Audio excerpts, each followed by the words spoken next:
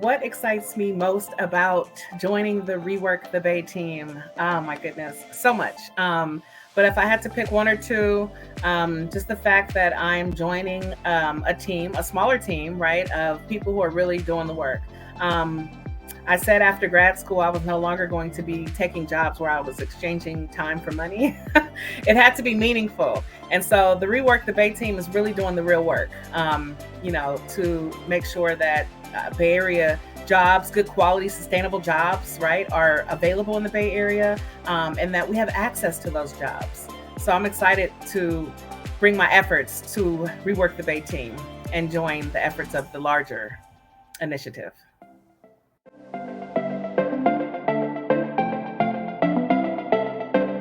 So what has influenced me most when it comes to how I approach my work? Lots of life experiences, but one in particular, it was in 2014, I took a life coaching workshop called Aiming High with Sylvia High. And it was a workshop that kind of taught you how to alter your relationship with fear, right? It was a workshop that it gave you the tools to get yourself out of your own way. And it also introduced me to the power of now and, the power of urgency. And so I use all of that, what I've learned in those workshops, rolled up in one ball. And that's, it's like a compass. It's a professional compass. And I lean on that and I lean into those values when I do the work that I do. And so, I would say that definitely that life-changing workshop that taught me how to alter my relationship with fear, get myself out of my own way, and introducing me to the power of now and urgency is a big reason, it's a big why and of how I approach my work.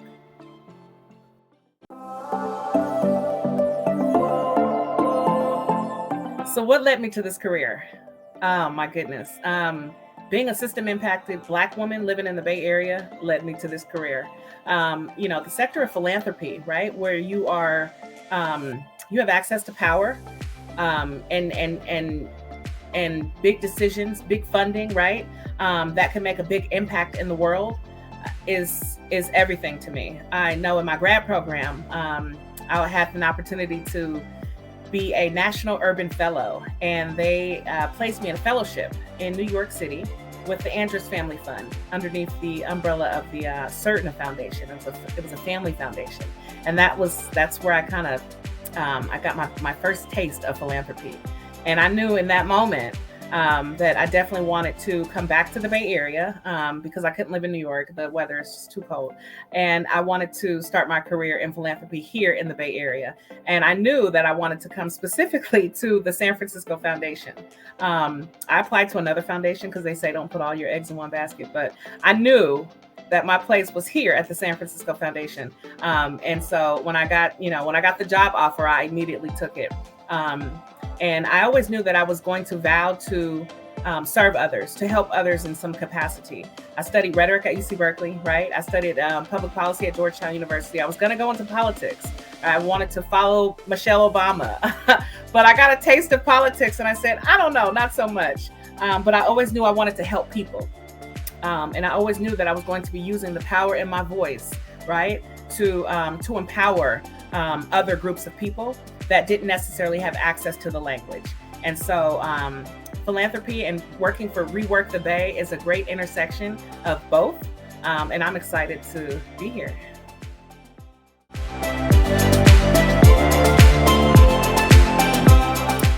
What I love about the Bay Area is that it's home. I feel so blessed and lucky and honored and privileged to live here in California, especially the Bay Area. I tell people all the time, they say, oh, where are you from? I say, I'm from California. And they say, oh, I've been to LA. And I'm like, LA? No, I'm talking about the Bay. And I just feel like, here in the Bay, we're like non-pretentious, right? We're not highfalutin. People can be themselves. There's so much diversity, and not only the people, right, but the food. I live right here in Berkeley, in downtown Berkeley. I walk outside my apartment and I can go to the right and have Indian, or I can go to the left and have, the most delicious Vietnamese food, Creole foods down the road. So it's just like it's a melting pot. That's what I love about the Bay Area. I also love our weather. Having lived in East Coast for a little bit, California in the Bay Area, it will always be home.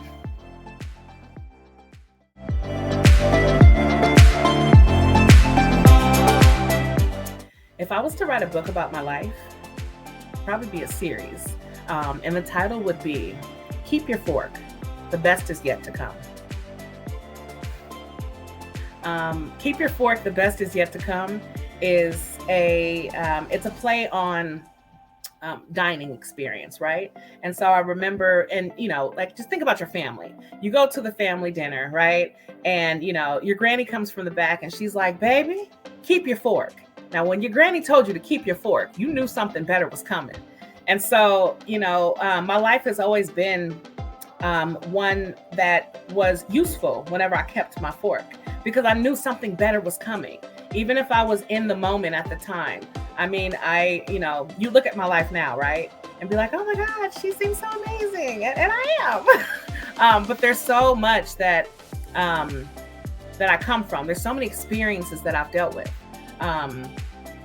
Everything from being born into, a low-income household with a single parent, from, experiencing the foster care system, right? Later on in high school, to experiencing being formerly incarcerated, and now formally incarcerated, right? So, and then going on, right? And pressing restart and starting at Berkeley City College and transferring to UC Berkeley and Georgetown. Now I'm at the foundation.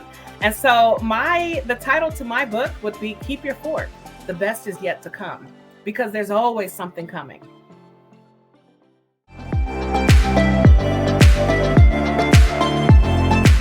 I'm so excited to be joining ReWork the Bay. Although I am really proud of what I gave to the Hope SF Initiative, I know there's so much work to be done. Creating generational wealth and access to sustainable jobs in the Bay Area, it's a growing opportunity. And the dismantling of oppressive systems will always remain a priority to me. And so it's really a joy just to be able to join a team that's naturally doing these things. Real people doing the real work in a real way.